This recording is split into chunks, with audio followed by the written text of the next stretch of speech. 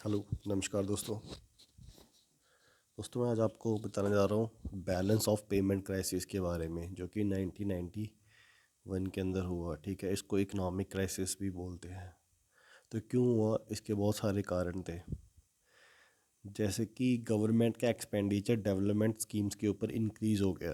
ठीक है, इंक्रीज़ तो हो गया, बट जो हमारे पास जो इनकम थी उस वक्त बहुत ज़्यादा कम थी, टैक्सेशन से और पीएसयू से, पब्लिक सेक्टर अंडरटेकिंग से। और गवर्नमेंट का जो डेप्थ था बहुत ज़्यादा बढ़ गया था। हमारे पास जो इंपोर्ट होता था वो ऑयल्स का होता था और मशीनरीज़ का होता था। तो हमारे पास इतना फॉरेक्स है नहीं था, और हमारा जो फॉरेक्स था इस पे डिप्लीट होता जा रहा था इतना ज़्यादा इंपोर्ट करके, और जो हमारा एक्सपोर्ट था बहुत ज़्यादा कम था। और दोस्तों, इसी के साथ ही एक प्रॉब्लम और थी, जो कि बहुत बड़ी प्रॉब्लम थी, कि क्या था कि गल्फ़ वार लग गया था उस वक्त।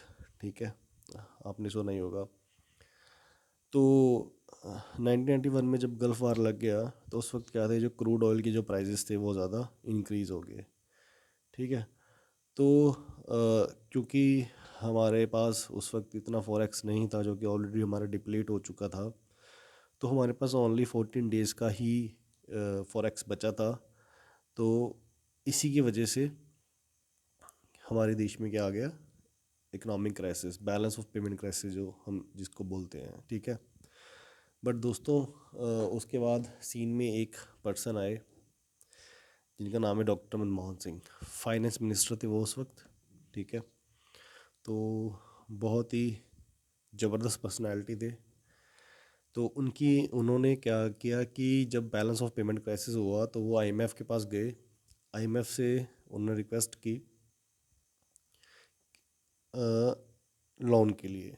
तो आईएमएफ एग्री हो गया हमें लोन देने के लिए, बट क्या है कि उन्होंने हमारे ऊपर एट द सेम टाइम कुछ कंडीशंस इम्पोज कर दी कि आप अपनी मॉनेटरी पॉलिसीज़ में कुछ चेंजेस लेके आइए। तो उन्होंने हमें जो भी सजेशंस दिए, तो हमने उसको इम्प्लीमेंट किया। एक्चुअली सजेशंस पहले भी थे, but doctor Manmohan Singh is the only person who implement this policies which are suggested by IMF.